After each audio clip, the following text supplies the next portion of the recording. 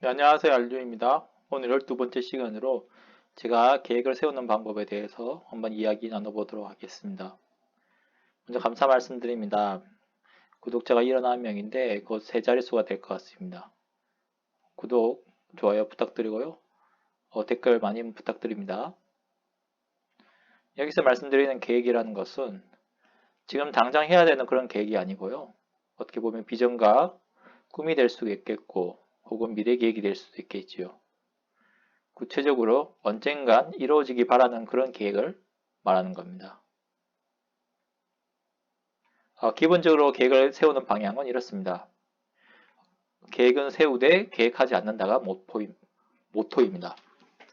첫 번째 거 하고 싶은 것을 먼저 생각하고요. 두 번째는 구체적으로는 정하지 않습니다. 세 번째로는 시간을 보내면서 구체화와 준비를 하고 있고요.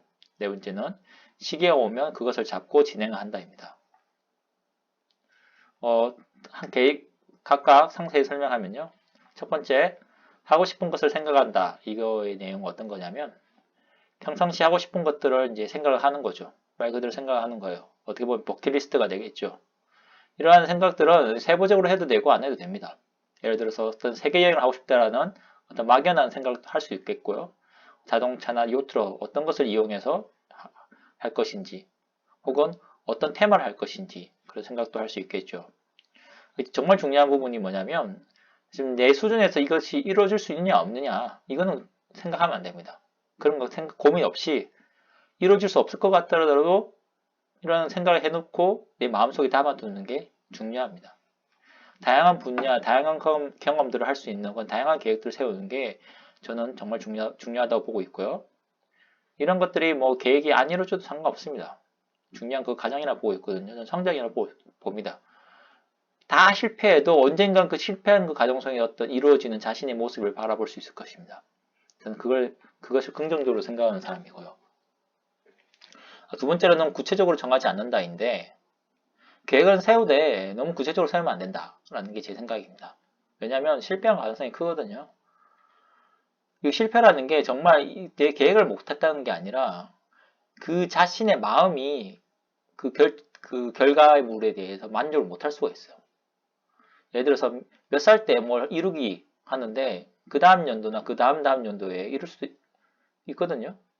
그런데 뭐 내가 몇 살 때 이룬다고 했는데 못했다. 그럼 포기해버리면 나중에 언젠가 이룰 수 있는 그런 뭐 계획 같은 것들을 포기할 수 있어요.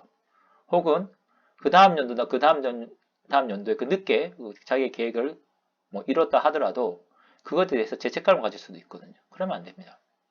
그런 거는 인생의 실패로 자기 스스로 그렇게 얽매여서는 안 되고요. 그래서 예전에 제가 어떤 말씀을 들었는데 인생의 목표를 정할 때는 want to be가 아니라 how to be를 집중해야 된다라는 것이죠. 예를 들어 선생님이 되겠다가 아니고 나는 뭐 누군가를 알려주는, 가르쳐주는 그런 사람이 되겠다. 그렇게 생각하는 게 더 낫다는 거죠. 시기, 방법, 장소 이런 것들의 구체적인 내용이 아니라 형태나 모습, 조화, 철학 등의 인문학적인 집중이 좀 필요하다라고 저는 생각합니다. 세 번째는 시간을 보내면서 구체화하고 준비한다는 거죠. 대략적인 시기, 즉 내가 계획을 이루고 완성하는 시기는 간단하게 생각할 수 있습니다. 그러한 그 과정 속에서 그것을 목표로 하고 과정 속에서 하나 둘씩 자기가 채워 나가야 되는 거죠. 이러한 채워 나가는 게 어떤 성장을 볼 수 있다고 봅니다. 그리고 이 과정 속에 하다 보면 내가 생각지 못한 것들을 더 알아야 되고 배워야 되는 수도 있거든요. 그런 것도 배우면서 더 성장하고 자기 자신을 키워 나가는 거죠. 또 행력, 그 방향이나 방법도 바꿔야 될 때가 있어요. 그러면 가감없이 바꾸든가 수정할 필요가 있는 거죠. 그래서 결과로 그 과정을 보내면서 자신은 좀 더 그 계획들을 또 구체화하고 이런 결과로 또 자기가 성장된 것을 또 확인할 수도 있습니다. 네 번째가 마지막인데 시기가 오면 진행을 한다입니다. 분명히 이것을 자기가 세웠던 그 계획을 이룰 수 있는 기회가 분명히 옵니다. 그럼 기회가 오면 그걸 잡아야 되거든요. 기회를 잡을 때는 뭐 아쉽게도 뭔가를 포기해야 돼요. 하지만 그 포기했다고 해서 그 인생이 뭐 실패나 그런 걸로 결론 지어서는 안 됩니다. 예를 들어서 여기 있죠? 그 해외 장기 출장을 하면 뭐 임원 될 수 있는 그런 기회가 왔는데 최근에 결혼해서 더 아이를 낳았는데 너무 좋은 거예요. 그럼 가정에 더 집중할 것이냐 아니면 그 기회를 잡을 것이냐 그럼 고민을 할 수 있겠죠. 하지만 전자가 아닌 후자를 선택했다고 해서 실패한 인생일까요? 저는 아니라고 보거든요. 소중한 것은 상대적이기 때문이죠. 중요한 거는 이게 기회가 온다고 해서 다 잡을 수 있는 게 아니에요. 첫 번째, 준비되지 못하면 기회를 못 잡습니다. 준비되어 있어도 또 기회를 깨닫지 못하면 또 못 잡아요. 그러니까 항상 그 가정 속에서 자기를 성장해야 되고요. 그 가정 속에서 기회를 알아볼 수 있는 그런 것도 필요합니다. 뭐 제 인생의 예시를 한번 들어볼게요. 저는 물건 살 때인데 어류 관리기를 전 샀어요. 첫 번째 영상에 두 번째 영상에 어류 관리기에 대해서 이야기했거든요. 관심은 한 16년도쯤에서 제가 가졌어요. 당연히 그때는 LG 제품에 이제 집중을 했고요. 하지만 뭘 어떻게 살까 결정은 안 했어요. 중요한 건 왜 사야 되는지 모르겠어. 그냥 갖고 싶은 거예요. 얼리 어답터 그런 느낌은 남자는 대부분 가지고 있기 때문에 이런 뭐 신제품이 나오거나 새 제품이 나오면 가지고 싶어요. 자기가 왜 필요한지 모르겠지만. 그래서 일단은 그것을 고민합니다. 어떤 기능이 나한테 필요한지 생각하는 거죠. 중간에 삼성이 나와가지고 삼성 제품도 고민하는 거죠. 결론적으로 어떤 생각이 들었냐면 어떤 제품이 상관없다. 즉 LG와 삼성은 중요하지 않다. 중요한 건 미세먼지를 해결하면 된다. 왜냐하면 제가 미세먼지에 좀 약해가지고. 근데 또 알아보니까 제습 기능도 있네요. 그러면 뭐 너무 마음에 든다. 괜찮아. 나한테 중요한 제품이다. 라고 결정을 내렸습니다. 그럼 바로 살까요? 아니죠. 구매 시기는 결정 안 하고요. 한 1년 정도 보고 이 할인 시기를 찾아가지고요. 특별 할인 되면 그때 사는 겁니다. 그래서 제가 180만원짜리를 130만원 주고 샀어요. 싸게 샀죠. 두 번째는 세계 여행인데요.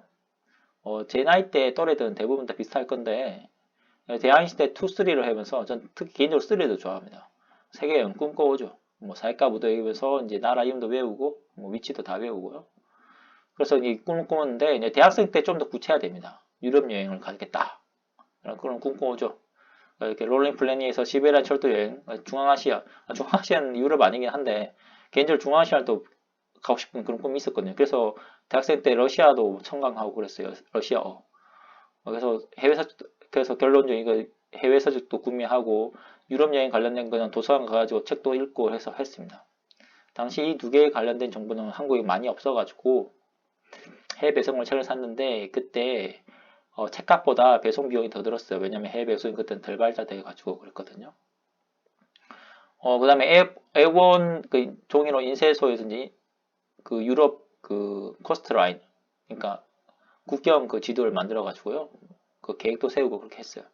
계획 세보니까 대략 한 명이 500만 원, 두 명 하면 약간 750만 원 정도 들더라고요.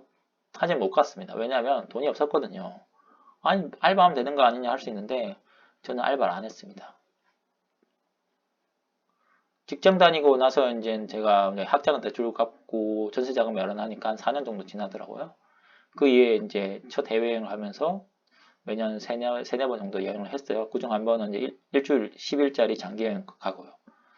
그러면서 여행을 하면서 이제 계획 없는 여행, 준비 안 한 여행, 특히 뭐 인터넷 이게 정말 중요하더라고요. 인터넷 없이 하는 여행 하면서 이제 여행 동행도 하고 그래서 여러 가지 훈련을 했습니다. 이제 빠져주게 되었죠. 이제 기회를 잡았어요. 이제 세계 여행 준비를 하죠. 하지만 이걸 하면 이제 대신 결혼을 반 포기하죠. 어쩔 수 없어요. 뭐. 아니면 뭐 같이 갈 사람이 있으면 좋겠지만 몇 개는 안 남아가지고 아마 힘들 것 같아요. 이런 세계여행을 이제 꿈이 있으니까 좀 더 구체화되고 있어요. 자동차 세계여행도 지금 꿈을 가지고 있고요. 요트 세계여행도 좀 꿈을 가지고 있어요. 자동차 세계여행도 지금 카페도 가입되어 있고 관련 책도 읽어보고 있고요. 지금 한 개 사나 있어요. 요트 세계여행도 지금 요트 관련된 한국에 있는 동영상 대부분 다 시청했고요. 그 다음에 이제 요트 관련된 자격증도 지금 고민하고 있고요. 아마 지금 준비하고 있는 세계여행 끝나면 바로 요트를 준비할 것 같아요. 원래는 두세 개 더 예시를 적었는데 집 사는 거하고 주식하는 것도 적었는데 이거는 나중에 따로 영상 만들어 가지고 할 생각이라 여기까지 끝내겠습니다. 결론적으로는 하고 싶은 것을 먼저 생각하고 시간에 구속받지 않고 언젠간 이루어질 걸 믿는 상태에서 그것을 이제 갈고 닦는 겁니다. 그거가 결국 계획적으로 안 이루어져도 상관없고 이루어지면 더 좋고, 왜냐하면 그 과정에서 자기가 성장하거든요. 계획을 못한다 하더라도 또 다른 계획이 생겨가지고 그것을 성공할 수도 있어요. 함부로 자신의 미래를 예단하면 안 됩니다. 계획을 세울 때 이 방법은 제가 물건 살 때도, 특히 비싼 물건 살 때도 정말 도움이 됩니다. 중요한 건 이제 세세하고 너무 구체적으로 얽매이면 안 되는 거죠. 너무 구체적으로 세세하게 얽매여버리면 조금만 자기가 생각했던 거 틀어졌다고 해서 실패해서 안 맞아 죄책감 가지고 그럴 필요 없어요. 중요한 건 왜냐면 내 인생의 행복이 중요한데 이런 것 때문에 자신의 행복이 깨져버리면 안 되거든요. 오늘 여기까지 제가 어떻게 계획을 세우는지에 대해서 말씀드렸고요. 다음은 제가 미래에 가장 고민되는 물가 파트에 대해서 이야기 나눠보도록 하겠습니다. 왜냐하면 이게 단순히 물가 상승이기 때문에 물가 상승을 대비한다 그게 아니고요. 세부적으로 좀 고민하고 있거든요. 그런 부분을 한번 나눠보도록 하겠습니다. 시청해 주셔서 감사합니다.